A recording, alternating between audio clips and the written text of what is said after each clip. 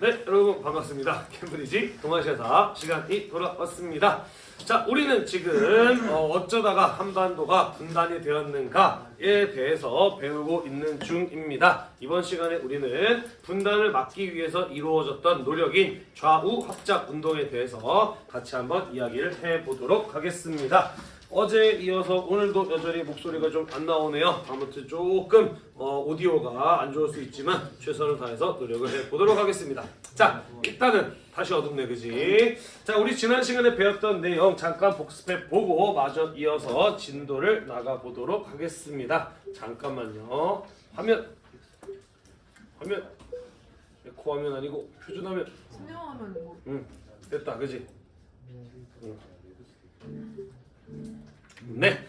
자, 우리는 지금까지 이런 이야기를 배워오고 있었어요. 1945년 우리는 일제 식민 지배로부터 해방을 맞이하게 되었다. 하지만 이것은 우리가 지금까지 독립을 이루기 위한 노력을 이어온 결과이기도 하지만 직접적으로는 제2차 세계대전에서 일본이 연합국에 패하면서 연합국의 승리에 따라 주어진 결과이기도 하였다라고 이야기를 했습니다. 그랬기 때문에 해방을 맞이했을 때의 우리나라의 모습은 38도선을 기준으로 그 북쪽에는 소련군이, 그 이남에는 미군이 들어와서 분할 점령한 상황이었다라고 이야기를 하였어요. 그죠? 다만 이 미국과 소련을 비롯한 연합국들의 경우에는 이미 카이로 회담에서 한국을 독립시킬 것을 결의한 상태였어요. 그죠? 따라서 미국과 소련은 한국을 어떻게 독립국가로 거듭나게 할 것인가를 논의하기 위해서 모스크바에서 영국과 함께 만나서 이른바 모스크바 3국 외상회의라고 하는 것을 가졌습니다. 자, 그리고 이 모스크바 3국 외상회의에서 결정된 것은 크게 세 가지였어요. 그죠? 첫 번째, 한반도에는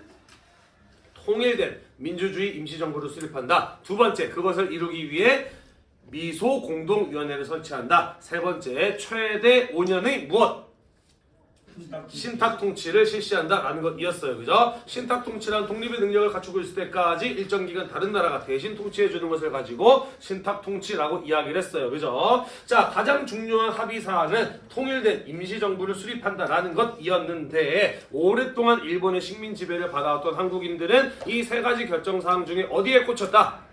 신탁 통치 부분에 꽂혔다는 거예요. 그죠? 이것을 마치 식민 지배의 연장인 것처럼 이해하면서 처음에는 모든 한국인들이 신탁 통치에 대해 반대하는 반탁 운동을 전개하였다라는 것이에요. 다만 이러한 것들은 모스크바 3국 외상회의의 결정 사항이 동아일보의 오보 등으로 인해서 제대로 알려지지 못했던 측면도 있었어요. 그죠? 따라서 모스크바 3국 외상회의의 결정 사항이 공식적으로 알려지고 난 이후에는 상황이 변화합니다. 그죠? 김구나 이승만 같은 우익 정치인들의 경우에는 여전히 반대의 입장을 보이고 있었습니다만은 중도나 좌익의 경우에는 신탁 통치를 국제사회의 협력을 얻을 수 있는 것으로 보았을 뿐만 아니라 미국과 소련의 합의가 깨어지게 된다면 분단으로 이어질 것을 우려하여 모스크바 3국 외상회의의 결정사항을 지지하는 것으로 돌아서게 되었다라고 이야기를 했습니다. 그래서 해방 이후에 국내 정치 세력들은 이념적 성향에 따라 신탁 통치 문제를 놓고 날카롭게 대립을 하는 이러한 상황이 벌어지게 되었다라고 이야기를 하였어요. 그죠? 자, 이러한 상황에서 통일된 임시정부를 수립하기 위한 제1차 미소공동위원회가 열렸습니다. 여기에서 핵심 문제는 무엇이었냐면은 통일된 민주주의 임시정부를 수립하는 과정에서 국내의 어떠한 정당과 사회단체들을 참여시킬 것인가의 문제였어요. 그죠? 자, 여기서 미국과 소련의 의견이 나뉩니다. 그죠? 소련의 경우에는 이 임시정부는 모스크바 3국 외상회의의 결정사항에 따라 만들어지는 정부이기 때문에 이 결정사항에 대해 지지하는 정당과 사회단체만 참여해야 된다라고 이야기를 했고, 미국의 경우에는 모든 정당과 사회단체가 참여해야 된다라고 이야기를 했습니다. 사실 이렇게 의견이 나뉘게 된 데에는 무엇의 영향도 있다라고 이야기를 했나요? 한국 거기가 나눠진 2차 세계대전 이후에 냉전의 상황이 일어나게 되면서 미국과 소련은 각각 한반도에 자기에게 우호적인 정부가 세워지길 기대하고 있었어요. 그죠? 따라서 소련의 경우에는 이 지지하는 사람들을, 그리고 미국은 그것을 막고자 하는 의도가 여기에 담겨 있었다라고 이야기를 했어요. 그래서 미국과 소련의 이러한 의견이 합의점을 이루지 못하고 평행선을 달리게 되면서 제1차 미소공동위원회가 결렬되었다라고 했습니다. 한반도의 운명은 미국과 소련이 한반도를 분할 점령하는 순간부터 그들의 손에 놓여 있었다라고 이야기를 했어요. 이 두 개의 국가가 합의를 이뤄내지 못한다면 결국은 분단될 수밖에 없는 상황이었는데 이러다가 진짜 분단이 되는 것이 아니야? 라고 하는 위기감을 느끼기 시작하였다라고 하였고요. 뿐만 아니라 그러한 상황은 국내에서도 부추기는 세력들이 있었으니 북한의 김일성이 토지개혁을 독자적으로 시행한 것, 남한의 이승만이 남한만이라도 하루빨리 단독 정부를 세워야 된다라고 주장했던 정읍바람 같은 것들이 그러하였다라고 이야기를 했습니다. 그랬죠? 네, 따라서 한반도의 분단을 막기 위해서는 미국과 소련의 합의를 이뤄내야 된다. 지금 미국과 소련의 합의를 보지 못하는 이유는 국내 정치 세력이 좌익과 우익으로 나뉘어서 대립하고 있기 때문이었어요. 그죠? 따라서 분단을 막고 통일된 임시정부를 세우기 위해서는 좌익과 우익의 의견의 일치를 이뤄낼 필요가 있었다. 그러기 위한 노력이 바로 좌우합작 운동이었다라는 것이에요. 정리가 좀 됐나요? 네, 자 그럼 이 좌우합작 운동이 어떻게 왜 전개되었는지 그리고 어떤 결과로 이어지게 되는지 같이 한번 이야기를 해보도록 하겠습니다. 자, 볼게요. 방금 우리가 복습한 바와 같이 제1차 미소공동위원회가 임시정부에 참여할 단체와 정당을 놓고 미국과 소련의 합의가 이루어지지 못하게 되었던 점, 그리고 국내에서 이승만 같은 사람이 남한만의 단독정부를 세울 것을 주장하는 이러한 움직임이 일어나게 되면서 이러다가 정말로 한반도가 둘로 나뉘는 것 아니야? 같은 위기의식을 느끼게 되었다라고 이야기를 했습니다. 그와 더불어서요, 비록 2차 세계대전이 끝나고 난 이후에 국제 질서는 미국을 중심으로 한 자본주의 국가들과 소련을 중심으로 한 공산주의 국가들 간의 대결 구도, 우리는 이것을 무엇이라고 이야기를 했나요? 냉전의 시대가 열리게 되었으나 사실 이 냉전이라고 하는 것은 1947년부터 본격화됩니다. 다시 말해서 1946년까지만 하더라도 미국은 소련을, 소련은 미국을 협조할 수 있는, 협상할 수 있는, 합의를 도출해낼 수 있는 대상으로 생각을 하였다라는 것이고, 또 지금까지 이론의 합의를 지키려는 의지 역시 가지고 있었다라는 것이에요. 이해가 되시죠? 자, 그래서 미국은 모스크바 3국 외상회의에서 소련과 이론의 합의를 지키기 위해서 국내 정치 세력의 통합이 필요하다라고 생각을 했던 것이고, 그러기 위해서 좌우합작위원회 같은 것들을 만드는 일을 미 군정이 지원해 주게 되었다라는 것이에요. 미 군정의 지원에 의해 좌우합작위원회라고 하는 국내 정치 세력의 좌우의 갈등을 봉합하기 위한 조직이 만들어질 수 있었다라는 것입니다. 목소리가 없어요. 자, 다만 좌익과 우익의 합의점을 이끌어내려면 양 극단에 있는 사람들로는 그런 일을 하기가 어려워요. 그죠? 양쪽 모두를 만족시킬 수 있는 중도적인 입장의 사람들이 중심을 잡아줄 필요가 있었던 겁니다. 그에 해당했던 인물이 바로 누구였느냐? 중도 좌익에 해당하는 여운형, 중도 우익에 해당하는 김규식 같은 사람이 있었다라는 것이죠. 좀 이따가 우리가 수업 끝나고 영상을 보겠습니다만은 김규식의 경우에는 일찍부터 3.1운동을 시작할 때부터 외국어를 굉장히 잘하고 파리 강화회의에 가서 한국의 독립을 주장했던 유명한 인물이고요. 여운형 의 경우에는 우리가 지금까지 배웠던 바와 같이 민족주의자들이나 사회주의자 모두에게 존경을 받는 대단히 영향력이 강한 인물이었어요. 그죠? 그래서 이 두 인물을 내세워서 중도파를 중심으로 좌익과 우익의 이념적 대결 갈등 구조를 봉합해보자 라고 하는 시도가 바로 좌우합작위원회의 조직이었다라는 것이죠. 자, 그렇다면 국내 정치 세력들은 왜 갈라져서 싸우고 있었느냐? 그들이 서로 싸우고 있었던 이유는 세 가지 쟁점이 있었습니다. 크게 세 가지 쟁점이 있었어요. 첫 번째, 어떻게 우리가 독립국가를 건설할 것인가에 있어서 신탁 통치를 받을 것인가 말 것인가의 문제가 첫 번째였고요. 두 번째, 해방 이후에 우리에게 주어졌던 가장 큰 과제인 과거 친일 경력을 가진 사람들을 어떻게 처리할 것인가의 문제였고요. 세 번째, 우리가 지난 시간에 이야기했던 것처럼 일제강점기 내내 이어졌던 이 토지를 중심으로 한 경제적 불평등을 어떻게 개혁할 것인가에 대한 이 세 가지 문제가 가장 핵심적인 쟁점이었고, 이 세 가지를 어떻게 할 것인가를 놓고 좌우익의 의견이 대립을 하다 보니 임시정부의 수립 과정에 어려움이 많았다는 거예요. 따라서 좌우합작위원회가 해야 될 일들은 이 세 가지 핵심적인 쟁점들에 대해서 극단적인 좌익이나 극단적인 우익 모두 한 발 물러선다면, 조금씩만 양보한다면 합의를 이뤄낼 수 있는 안을 만들어내는 게 바로 이 좌우합작위원회의 역할이었다라는 것이에요. 이해되시죠? 자, 그래서 여운형, 김규식 같은 인물들은 여러 정치인들을 만나가면서 이야기를 듣고 그들 모두가 합의를 이뤄낼 수 있는 안건을 만들어냅니다. 그게 바로 무엇이냐면 좌우합작위원회에서 46년 10월달에 발표한 이른바 좌우합작 7원칙이었다라는 것이죠. 자, 그러면 이 좌우합작 7원칙에는 방금 우리가 이야기했던 이 세 가지 핵심적인 쟁점에 대해서 어떻게 하자라고 제안을 했을지 같이 한번 이야기를 해보도록 할게요. 봅시다. 자, 우리 방금 세 가지 임시정부를 수립하는 문제에 있어서 신탁통치 여부와 그리고 친일파의 처리 문제, 토지개혁 문제 이 세 가지가 핵심 쟁점이었다라고 이야기를 했습니다. 자, 좌우합작 7원칙에서는요, 이에 대해서 뭐라고 이야기를 했느냐. 삼상회의 결정에 의해서 남북이 통합된 민주주의 임시정부를 세우자라고 주장을 했습니다. 모스크바 3국 외상회의의 결정사항은 미국과 소련의 합의가 이뤄내서 만들어진 결정사항이다라는 겁니다. 따라서 지금 가장 시급한 과제는 분단을 막기 위해 일단은 통일된 임시정부를 먼저 세우는 일이다. 이것을 우선은 이루어져야 된다라는 주장이 바로 이 부분의 이야기였던 것이에요. 이해가 되죠? 일단은 통일된 임시정부를 수립하는 게 가장 시급한 것이고 모스크바 3국 외상회의 결정사항을 따르자라는 이야기였다는 겁니다.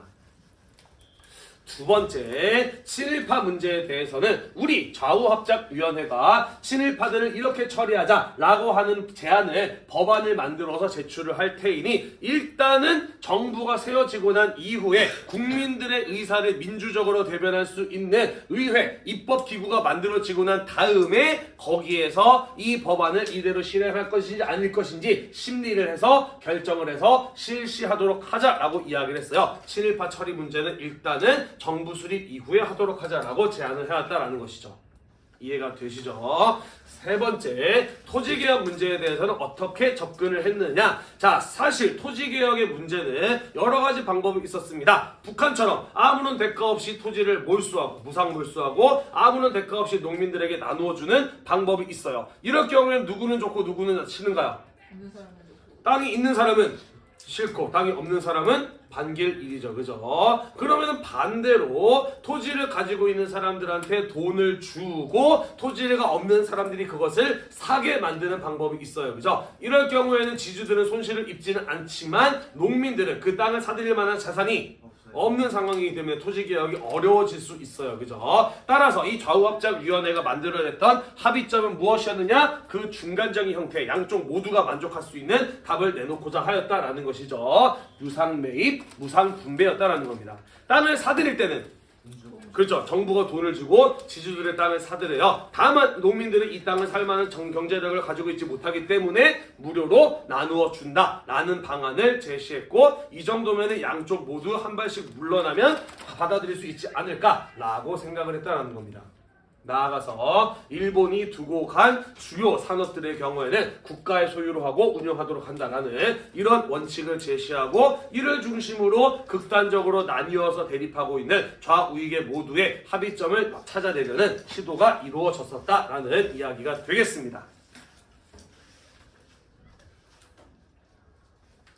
자, 그러면 이 좌우합작 7원칙에 대한 양극단에 있었던 사람들의 대응은 어떠했는지 살펴보도록 할게요. 자, 일단 박헌영을 비롯한 조선공산당 그리고 남조선노동당이었던 이 좌익 세력들의 경우에는 원래부터 모스크바 3국 외상회의의 결정을 지지하고 있었어요. 이 제안에 대해서 찬성하는 입장을 보였다라는 겁니다. 자, 하지만 애당초 좌우익의 의견 대립이 일어나게 된 것은 통일된 정부를 세운다가 아니라 신탁 통치를 받을 것인가 말 것인가의 문제였어요. 그죠? 사실 좌우합작 7원칙에서는 신탁 통치를 받자라고 대놓고 이야기를 하지는 않았어요. 그죠? 왜냐면 거센 반발이 우려되었기 때문에. 그지? 그러자 그 부분을 지적했다라는 것이죠. 우익 쪽의 경우에는 우리는 신탁 통치에 대해서 분명히 반대한다는 입장을 밝혔는데 왜 너네 이거 어물쩍 넘어가려고 해? 어떤 의견이나 확실히 너의 뜻을 밝혀라 라는 식으로 비판을 하면서 받아들이기를 거부했다라는 것이죠. 나아가서 우리가 지난 시간에 봤던 바와 같이 이승만 같은 사람들의 경우에는 남한만의 단독 정부 수립을 주장하고 있었어요. 그죠? 이런 사람들 입장에서는 통일된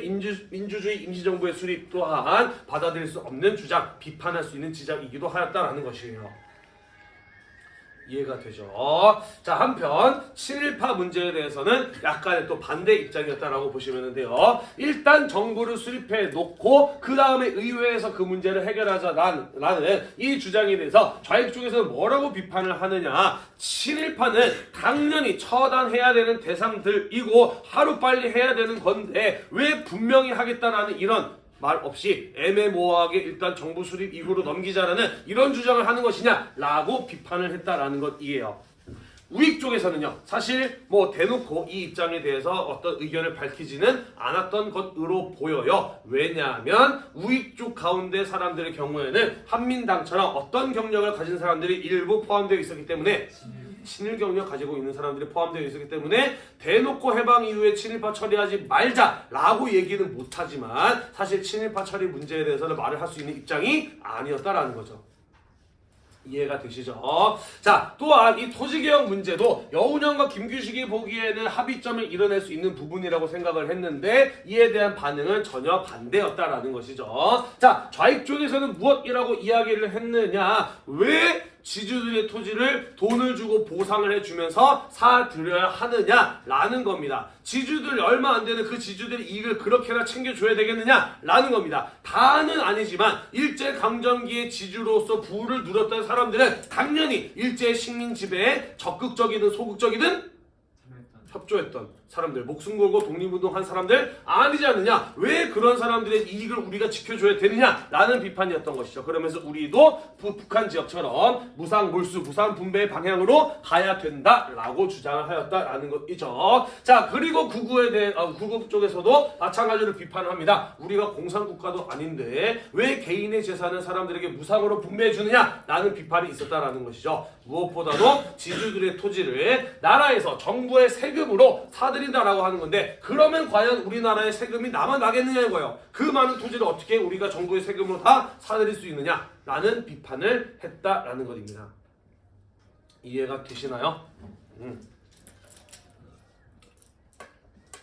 자, 그래서 좌우합작위원회는 좌우합작 7원칙이 양쪽 모두 한 발씩만 물러나면 모두가 만족할 수 있는 방안일 것이다 라고 생각을 했는데 양쪽 모두 한 발씩 물러날 생각이 전혀 없었고 양쪽 모두 만족하지 못하는 답안이 바로 이 좌우합작 7원칙이었다라는 거예요. 이해가 되나요? 자, 그래서 해방 이후의 사회개혁에 초점을 맞춘 합의안을 만들어냈습니다만은 좌익과 우익의 비타협적인 태도와 그들 모두 동의할 수 없는 조항들이 있다 보니 결국 김구와 이승만 같은 우익이라든지 박헌영과 같은 좌익들의 경우에는 이 좌우합작위원회에 참여하지 않는 이런 모습을 보이게 되면서 좌우합작 운동은 상당히 어려움을 맞이하게 되었다라는 것이에요. 넘어가도 될까요? 네, 넘어가겠습니다. 자, 한편 미 군정의 경우에는 이 좌우합작 7원칙에 대한 어떤 입장을 밝혔느냐? 잘 만들어졌다, 옳은 방향이다 라고 하는 지지의 의사를 밝혔어요. 자, 그러면서 이 좌우합작 7원칙을 토대로 앞으로 우리가 한반도에 세워질 통일된 임시정부가 세워지기 전까지 한반도 내에, 남한 내에 사회 질서를 유지할 수 있는 법안을 만들기 위한 의회를 만들었습니다. 그게 바로 무엇이냐면 남조선 과도입법의원이라고 하는 것이에요. 아직까지 통일된 임시정부가 세워지기까지에는 시간이 다소 걸릴 수가 있으니 그때까지 사회 질서를, 남한 사회 질서를 유지할 수 있는 법들을 만들자. 그리고 그것은 민주주의 원칙에 따라 의회에서 만들도록 해야 되기 때문에 의회를 일단 임시로 구성을 한 거예요. 그게 바로 남조선 과도입법의원이라고 하는 겁니다. 이해가 되죠? 좌우합작 7원칙을 원칙으로 삼되 그것을 바탕으로 한 해방 임시정부 수립 이전까지의 법안을 만들고자 하였다라는 것이에요. 자, 그래서 미 군정이 좌우합작위원회의 인물들을 중심으로 구성된 45명이 나라에서 뽑은 의원과 관선의원과 그리고 선거를 통해서 주민투표를 통해서 뽑기 45명의 민선의원 합해서 90명으로 이루어진 입법기관 의회가 만들어졌고 만들어졌고요. 좌우합작위원회의 중심이었던 김규식이 그 의장을 맡으면서 여러 가지 법안들을 만들어냈다라는 겁니다. 이것은 우리나라 역사상 최초의 법을 만들기 위한 의회의 입법의회였어요. 비록 미군정 시기였기 때문에 미군정의 동의가 있어야 효력이 발생할 수 있었습니다만은 어찌되었든 민주적인 의사결정 과정을 통해서 한국 사회의 법을 만드는 기관이 처음으로 만들어졌다라는 거예요. 이해가 되시나요? 네. 자, 그러면서 좌우합작 운동을 계속 이어나가려고 하였다라는 것이죠. 이러한 것들을 바탕으로 한국 사회 내에서 의사결정 과정을 민주적으로 이루어 나가면서 계속해서 좌우합작을 끝내 완수하려는 생각을 원래는 가지고 있었다라는 겁니다. 자, 그런데 상황이 변화하기 시작을 해요. 자, 선생님이 아까 이야기했습니다. 1946년까지만 하더라도 미국과 소련의 어느 정도 협조적인 관계가 유지되고 있었다라고 이야기를 했어요. 자, 그런데 1947년 가게 되면서 어떤 상황의 변화가 일어나게 되느냐? 동유럽 국가들을 중심으로 공산화가 진행이 되자 미국 대통령이었던 트루먼 대통령이 우리 미국의 외교는 공산주의 확산을 막기 위해서 노력할 것이다 라고 하는 것을 선언했어요. 그게 바로 무엇이었나요? 우리 미국은 공산주의 확산을 막기 위한 외교적 노력을 기울이겠다 라고 선언했어요. 그게 뭐였어요? 써있잖아 얘들아. 트루먼 독트린이라고 하는 것이었죠. 네, 독트린은 외교의 방향에 대해서 한 나라의 수장이 선언하는 것을 가지고 독트린이다라고 이야기를 했습니다. 그래서 이 트루먼 독트린에 따라 미국은 공산주의의 확산을 막기 위해서 서유럽 국가들에 대한 경제 원조를 시작하게 되어 우리는 그것을 가지고 무엇이라고 이야기를 했었나요? 써있잖아!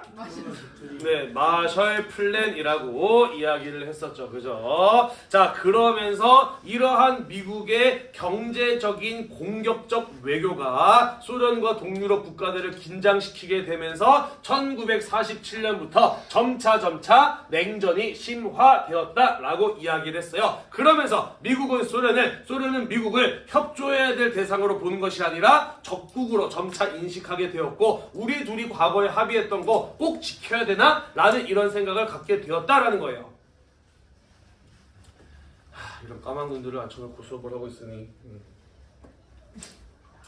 자, 그렇게 되면서 미 군정도 굳이 우리가 좌우합작 운동 지원해 줘야 되나? 라는 이런 생각을 하게 되었다라는 것이에요. 그러면서 미 군정이 좌우합작 운동을 지원을 철회하는 데에 영향을 미치게 되었다라는 겁니다. 미 군정이 좌우합작 운동에 대한 지원을 철회하는 데에는 또 어떤 것이 영향을 미쳤느냐? 이미 남조선 과도 입법의원이라고 하는 국민들의 선거를 통해서 구성된 국민들의 의사를 대변할 수 있는 기관이 이미 있어, 그지? 그러다 보니까 좌우합작위원회는 그다지 쓸모가 없어졌던 것도 미 군정이 좌우합작 운동의 지원을 철회했던 것에 영향을 주기도 하였다라는 설명인 것이에요.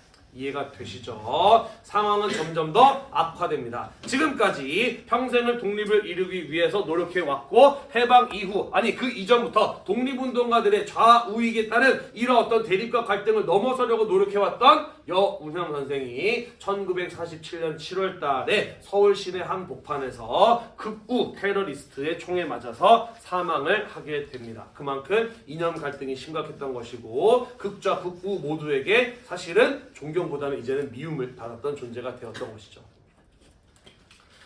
박물관에 가면은 어디지 이거? 서울역사박물관이었나? 아무튼 여운형 선생이 마지막까지 입고 있었던 외투, 핏자국이 있죠? 들고 있었던 책이 전시되어 있습니다. 자, 그러면서 지금까지 좌우합작 운동의 구심점이 되어 왔었던 여운형 선생이 사망을 하게 되면서 좌우합작 운동은 중단되어 버리고 말았다라는 것이에요. 홀로 남은 김규식이 어떻게든 합작을 이어나가려는 노력을 기울였습니다만은 1947년 12월 좌우합작위원회는 공식적으로 해체되면서 결국에는 실패로 끝나버리고 말았다라는 것이에요.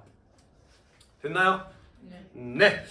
자, 넘어가겠습니다. 그래서 이러한 일이 일어나고 이러한 상황이 전개가 되면서 결국 우리나라의 운명은 어떤 식으로 이어지게 되느냐? 자, 좌우합작위원회가 해체되기 이전 좀 5개월 전이죠. 1947년 7월 달에 다시 한번 미소공동위원회가 열렸습니다. 제2차 미소공동위원회에서도 핵심적인 쟁점은 지난번에 1차 때 이뤄내지 못했던 문제였어요. 뭐였을까? 그렇죠. 통일된 민주주의 임시정부를 수립하는 과정에서 어떤 정치 세력들을 참여시킬 것인가의 문제였어요. 그죠? 하지만 지금 바뀐 게 있고 바뀌지 않은 게 있습니다. 바뀐 게 뭐죠? 미국과 소련의 사이가 안 좋아졌어요. 그죠? 바뀌지 않은 것은요? 여전히 좌우익은 대립을 하고 있습니다. 그죠? 그러다 보니 제2차 미소공동위원회의 경우에도 결론을 내리지 못하고 결렬되어 버리고 말았다라는 것이죠. 그러자 미국이 어떻게 나오게 되느냐? 나 더 이상 소련이랑은 대화가 안 통해서 협상 못하겠어. 대화 못하겠어. 한국 문제 소련과 협의해서 처리하지 못하겠어. 이 문제는 공평하게 국제사회의 결론을 따르도록 하자라고 이야기를 하면서 원래는 모스크바 3국 외상회의에서 미소공동위원회를 통해서 처리하기로 했던 한국 문제를 UN 쪽에다가 미국이 넘겨버렸다라는 것이에요. 이해가 되나요?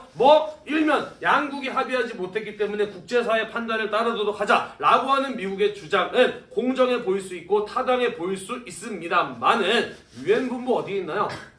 미국에 있어요. 사실 지금이나 예나 이 UN이라고 하는 국제기구의 의사결정에 가장 큰 영향력을 행사하는 나라는 미국이에요. 따라서 한국 문제를 UN에 넘긴 것은 미국은 어떤 의도를 갖고 있었던 것이에요? 자기 마음대로, 자기 의도대로 한국 문제를 처리하겠다는 의도를 가지고 있었던 것이죠. 그렇기 때문에 소련의 경우에는 이러한 결정에 대해서 우리 모스크바 3국 외상회의의 결정에 따르도록 했는데 왜 니네 마음대로 미국에 넘겨버려? 라고 비판을 하면서 UN 총회에 참석하지 않는 모습을 보였다라는 겁니다. 이해되시나요? 네. 자, 그래서 47년 11월 UN 총회에서 한국 문제를 처리하기로 합니다. 그리고 여기에서 나온 결정은 무엇이었냐면은 한반도의 지역에 따른 인구 비례에 따라 남북한의 총선거를 실시해서 정부를 구성한다. 그리고 이 선거를 공정하게 치르기 위해 UN에서는 선거를 감시하기 위한 선거 감시단을 보내서 전국적인 선거를 실시한다라는 것이 결정이 되었다라는 것이에요. 어떤 나라가 제안한 안건이었을까요? 미국이 제안했고 그것이 그대로 미국의 의도대로 UN 총회에서 통과가 되었다라는 겁니다. 자, 이에 대해서 소련은 뭐라고 비판을 했느냐? 아니다. 한국인의 운명은 한국인들 스스로가 결정해야 된다. 미군, 소련군 다 철수하고 조선이 스스로 정부를 수립하도록 하자라고 주장을 하였어요. 사실 소련의 말도 틀린 말은 아니에요. 타당해 보이죠. 그죠? 하지만 각자가 이러한 주장을 하게 된 데에는 저마다의 계산이 깔려 있었다라는 거예요. 인구 비례에 따른 총선거 타당해 보입니다. 하지만 어떠한 문제를 내포하고 있었느냐? 인구는 남한이 많을까 북한이 많을까? 남한이요. 그쵸? 예나 지금이나 식량 사정이 좋은 남한이 이때도 북한보다 인구가 한 2배 가량 더 많았어요. 따라서 인구 비례에 따른 남북한 총선거를 실시한다. 미군이 장악하고 있는 한반도 남부의 인구가 더 많기 때문에 미국은 이 선거를 통해서 자신에게 유리한 상황을 만들어 나가고 미국의 우호적인 정부가 수립되는 것을 기대할 수 있었던 겁니다. 이해가 되시죠? 그러면 소련은 왜 다 철수하고 한국인들의 의사에 따라 정부를 수립하자라고 주장을 했을까? 사회주의가 그렇죠. 우리 지난번에 배웠다시피 해방 직후에는 사회주의자들이 좀 더 많은 민중들의 지지를 받고 있었기 때문에 외국의 개입이 사라지게 된다면 자신에게 우호적인 정부가 한반도에 수립될 것을 기대할 수 있었기 때문인 거예요. 이해가 되나요? 따라서 미국이나 소련이나 모두 자기의 계산을 깔고 이러한 주장을 하였다라고 볼 수가 있는 것이고 모두 한반도에 자기에게 우호적인 정부를 세우고자 하였다라는 것입니다. 이해가 되나요? 네.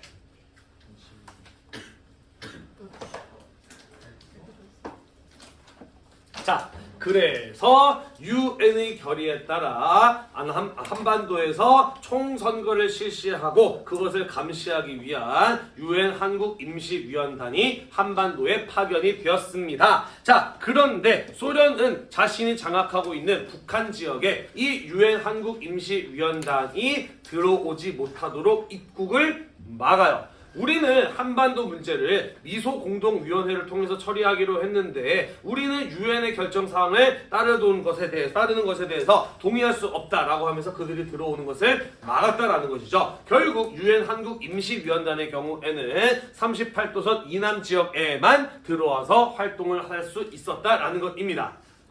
유엔에서 결정된 사항은 남북한 총선거였어요. 그죠? 그런데 지금 선거를 북한 지역에서 못 치르게 됐네. 그지? 이거 어떻게 할 것인가를 놓고 유엔 소총회, 작은 총회가 열렸다는 거죠.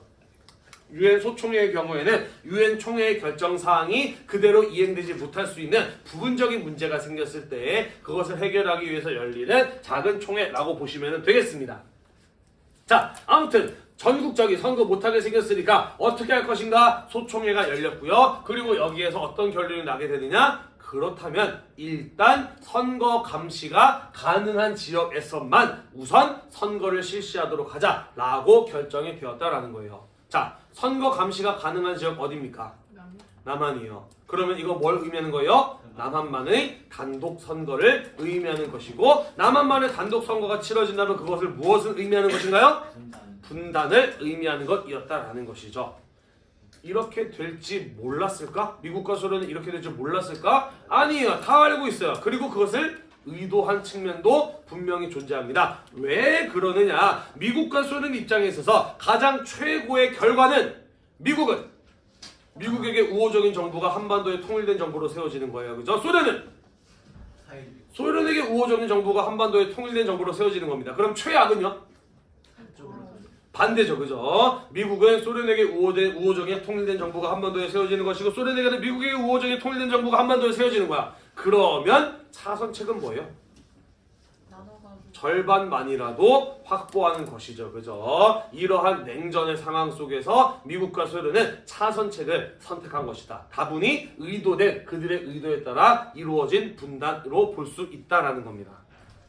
이해가 되시나요?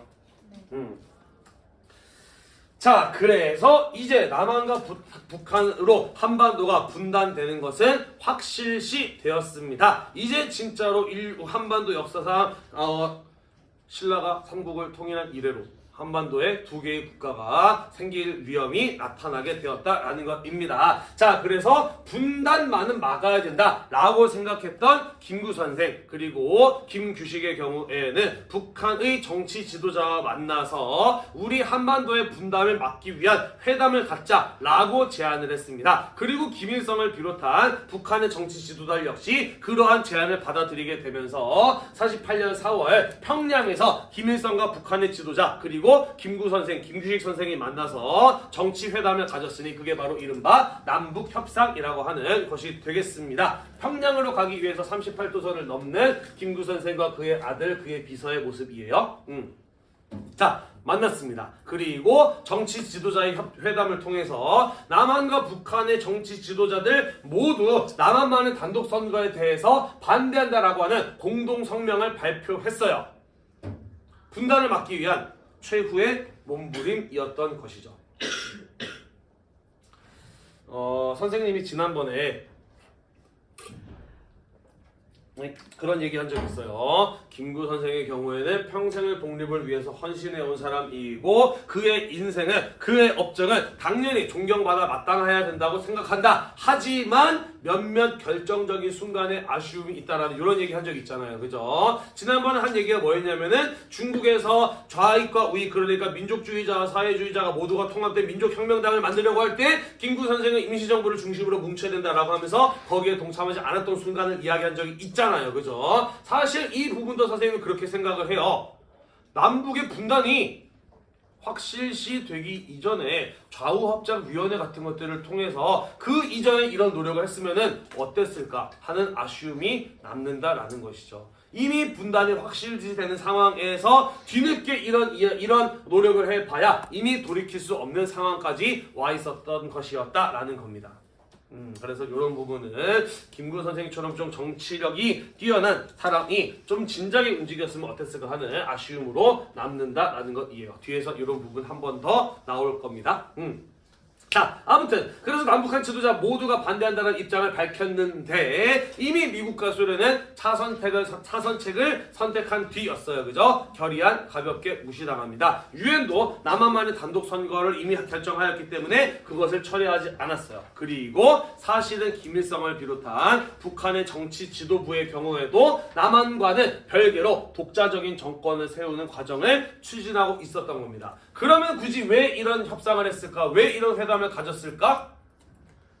우리는 통일된 정부를 세우려고 노력을 했어. 그런데 남한에서 어쩔 수 없이 단독 정부가 세워졌기 때문에 우리가 이후에 북한의 독자적인 정권을 세운 것이다. 내지는 우리 북한 정권의 경우에는 남한의 정치 지도자들도 와서 함께 회담을 통해서 만들어진 정권이다라고 하는 자신들 정권의 정당성을 확보하기 위한 행동이었던 것이죠. 다시 말해서 분단을 막기 위한 김구와 김규진 선생의 노력은 사실 김일성의 이러한 정치적인 계산하에 노란한 것에 불과했다라고도 볼 수가 있겠네요. 자, 아무튼 그래서 이러한 마지막에 최후의 노력이 있었음에도 불구하고 결국 남한과 북한은 각각 선거를 통해서 단독 정부가 세워지는 일만 남겨놨다. 분단은 이미 확정된 상황과 다를 바 없었다라는 이야기가 되겠습니다. 됐나요? 네. 자, 여러분 교재 밑에 보시면 제주 4.3 사건이라고 하는 이 시기에 있었던 한국 현대사의 대표적인 비극에 대해서 나와 있는데 거기 부분은 선생님이 말로 설명하는 것보다 조금 분량이 있는 영상을 보면서 함께 그 의미를 되새기는 게 더 좋을 것 같다라고 생각을 해서 그 부분은 우리가 다음 시간에 마저 이어서 살펴보도록 하겠습니다. 오늘도 공부하느라고 대단히 고생이 많으셨고요. 이 수업 영상이 여러분들의 공부에 도움이 되셨다면 구독과 좋아요 잊지 말고 눌러주세요. 수고했습니다. 자, 시간이 좀 남았는데 이번